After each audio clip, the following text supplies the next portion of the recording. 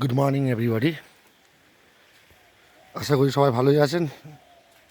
এই মুহূর্তে আমি আছি কল্যাণীর শান্তিনগর খেলার মাঠের পেছনে, আর সুন্দর পরিবেশের মাঝখানে একটা ফাঁকা জমি।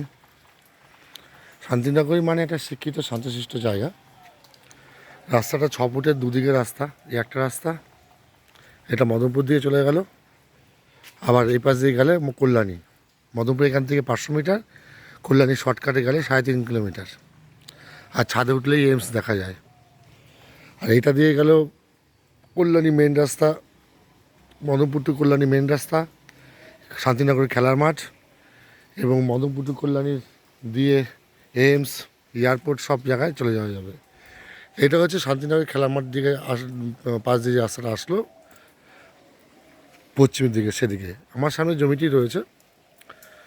চারিদিকে বাড়িঘর হয়ে গেছে, দুখানা প্লট ফাঁকা রয়েছে, আমাদের এই একটা আর ওই একটা, এটা বিক্রি হবে কর্নারে প্লট। 6 ফুটের রাস্তা, কিন্তু ছোটো গাড়ি ঢুকবে, ছোটো 4 চাকা ঢুকবে। এই রাস্তার শেষে ওই যে দেখছেন ওই বাড়িটা, ওইটা হচ্ছে গ্যারেজ হয়, ওইটা ভাড়া নিয়ে আপনি গ্যারেজ রাখতে পারবেন 4 চাকা। যেহেতু 4 চাকারই বড়ো গাড়ি ঢুকবে না, তার জন্য জায়গার দাম হাফও নেই। এখানে জায়গার দাম মিনিমাম 10 লাখ করে কাটা, আর সেই জায়গা হাফ দাম। বুঝতেই পারছেন। এখান থেকে মদনপুর স্টেশন 500 মিটার, বিভিন্ন স্কুল কলেজ সব 1 কিলোমিটারের মধ্যে। কল্যাণী শান্তিনগর প্রচুর লোক আসে আপনার উত্তর বাংলা থেকে, তারপর নদীয়ার শেষের দিকে উত্তরে।